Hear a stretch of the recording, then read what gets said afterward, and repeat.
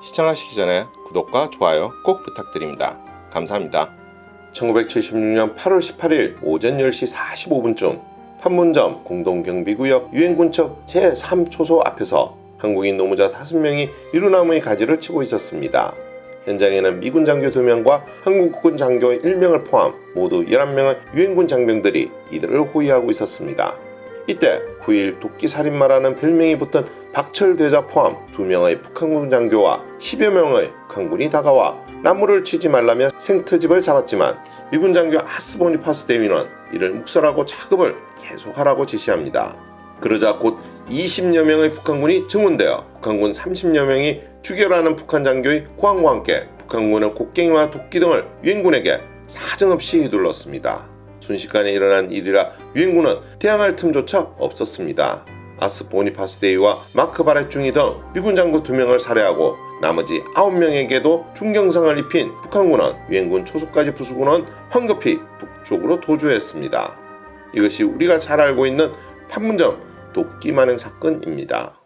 당시 미국 제럴드 포드 대통령은 캔사스시티에서 대통령 후보를 뽑는 공화당 전당대회에 참석하고 있었습니다. 그리고 그는 로널드 레이건으로부터 공산당에 대해 너무 무르다는 비판을 받고 있는 상황이었습니다. 대통령이 부재 중인 관계로 키신저 국무장관이 백악관 지하상황실에서 긴급회의를 소집했고 긴급대책회의에서는 구체적인 보복방안 대신 일단 한국으로 병력을 집결시키기로 결정합니다. 당시 회의에서는 소련과 중국을 의식하지 말고 핵공격 등 강력한 보복을 해야 한다는 의견도 나왔다고 합니다.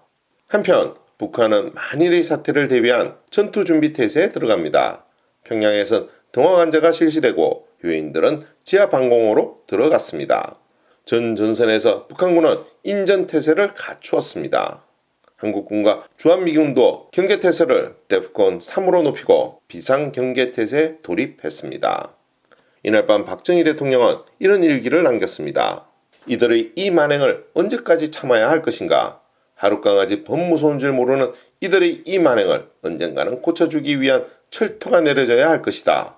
저 미련하고도 무지막지한 폭력배들아, 참는데도 한계가 있다는 것을 잊지 말지어다. 미친 개한테는 몽둥이가 필요하다. 사건 다음 날인 8월 19일 청와대에서는 대책회의가 열렸고 결론은 화력을 최대한 차지하는 범위에서 북한에 교훈을 주기 위한 적절한 군사적 대응 조치를 한다는 것이었습니다.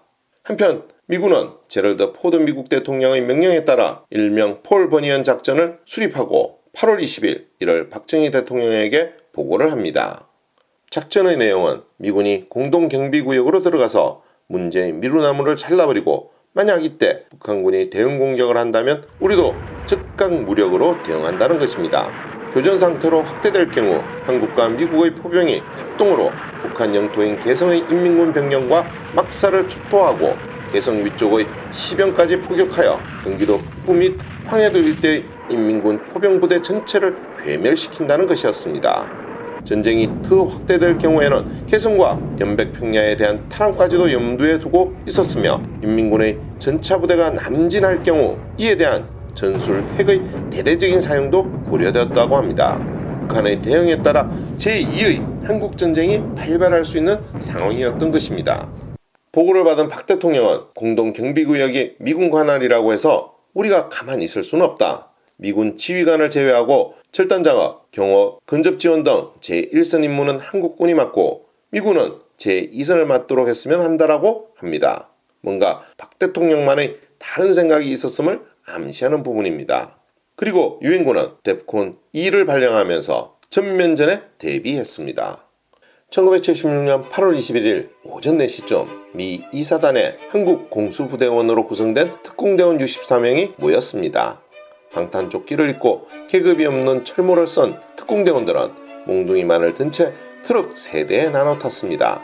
하지만 그들은 당시 박해도 여단장의 지시에 따라 방탄조끼 안에는 권총과 수류탄을 숨기고 있었습니다. 이러한 무장은 공동경비구역 내의 규정과 스틸웰 유엔군 사령관의 비무장 지시와는 배치되는 것이었습니다. 오전 7시 한미 호송 차량 23대가 북한 측의 사전 통보 없이 공동경비구역으로 진입했습니다. 미군 공병대원 16명은 전기톱과 도끼로 미루나무를 베어내기 시작했고 공동경비구역 안에 북한이 멋대로 설치한 2개의 바리케이트도 철거했습니다. 한국군 특공대가 이 작업을 엄호했습니다. 하늘에는 미군 보병이 탄 20대의 범용 헬기와 7대의 코브라 공격용 헬기가 굉음을 내며 선회 중이었습니다. 상공에서는 B-52 전폭기 편대가 한미 전투기의 음호를 받으며 선회하고 있었습니다. 오산에는 중무장한 F-111 편대 20대가 대기 중이었고 해상엔 미드웨이 항공모함이 중무장한 코이암 5척을 거느리고 동해를 북상하여 북한 해역으로 이동하였습니다. 그런데 작전 중 북한은 어떠한 대응도 하지 않았고 멀찌감치 물러나 바라만 보고 있었습니다. 이때 특공대원 64명은 몰래 숨겨간 총을 결합하여 북한군 초소를 공격하기 시작했습니다. 결국 북한군 초소 4개를 완전히 괴멸시켰지만 북한군 초소를 가기 위해 이를 말리는 미군을 총으로 위협하면서 나중에 문제가 되기도 합니다. 작전 후 박 정권과 미국 사이가 상당히 껄끄러워졌던 것입니다. 폴 버니언 작전 종결 후 북한은 김일성의 유감성명을 전달했습니다. 이것은 김일성 정권이 들어선 이후 북한에서는 처음 나온 성명이었습니다. 처음에 미국은 북한의 유감성명이 잘못을 인정한 것이 아닌 술책에 불과하다며 받아들이기를 거부하다가 당시 포드 정권의 전 방지 지침이 내려오면서 24시간 만에 태도를 바꿔 이를 수락하면서 사태는 일단락되었습니다.